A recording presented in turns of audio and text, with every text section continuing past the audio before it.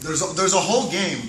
If I want to break the guy's posture, like there's all kinds of high guard, there's all kinds of positions, there's rubber guard, there's lock shoulder type movements, you know, if you want to play a higher guard type game. And then there's dealing with his actual wrists and elbows, the 2-on-1 game, and arm drags, and getting his hand put on the mat, whether you play an overhook game or not, or if you want to even do wrist locks. Guys are attacking wrist locks inside the guard. To play a certain game, Vinny Megahesh, he does probably one of the best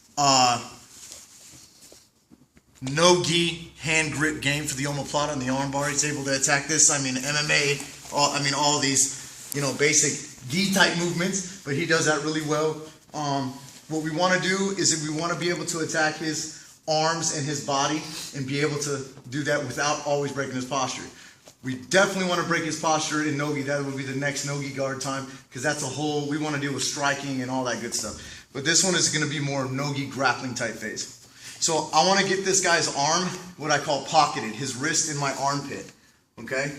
It's a little bit different movement than when it's here. When it's here, I can pull it down and actually cause shoulder rotation, and his arm will hit my thigh, and he'll be able to have his shoulder turn really hard. I don't have that opportunity for me when I'm in the guard because I can't put his arm between my legs. So I got to make sure that it goes inside my armpit, and then I got to get up on my hand.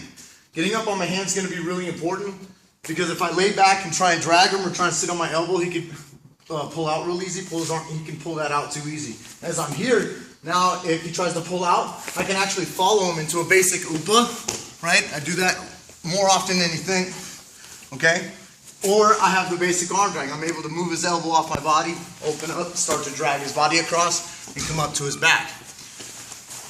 So what we're going to play though, because we know the arm drag at this point already, we don't have to go over just the basic arm drag, is we're going to do the arm drag and the inverted arm lock combination, okay?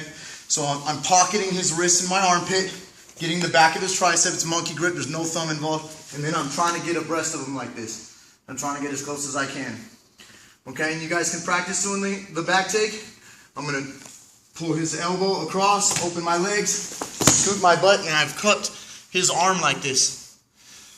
I can grab his lat, and then I'm going to eventually, if I'm not going to pull him over, you can't always just pull guys over. I'll end up getting up and getting your hooks, and getting the seatbelt, flattening him out. Now his natural defense is going to be to give me a little bit of a shoulder or a foot, okay? Doesn't matter if he does shoulder or foot. If I come here and he puts his leg up, I'm going to still be able to do the same thing. I go across, I can do an X choke, and I lock his arm up, and it's inside my armpit, and I stay holding onto the elbow. That way I'm able to get a nice little tap right there. If he doesn't put his foot up, and he just drives his shoulder into me, as he starts to drive his shoulder down, I'm able to still do the exact same movement. Okay, so it doesn't matter what he does. Now, just like in a triangle, when you got an arm bar, they want to bend, so you could, and then they end up getting choked. And then when they try to extend themselves so they don't get choked, they get arm barred. Back in that back four sequence right here. Well, if Ryan compresses himself down onto me here, I'm counter whip it again. So sometimes it's not always a two-point or a two-part technique. It ends up being like sometimes a 1, 2, and a 3, and the third one sometimes gets them. Okay. It's usually not at these types of movements, that's why you kind of count on that second and third reaction. Number one, I'm up, I'm here, and I can drag. Boom. I can hold on to his arms. Like I said, I can cup it here. I didn't show this one before. I hold the hip, I can drag back like a scary movie. And someone gets, dragged down a hallway. We call that one a scary movie. But the third one, I'm up, I get all the way up here. He can stick his leg up. He may do that one. It doesn't matter.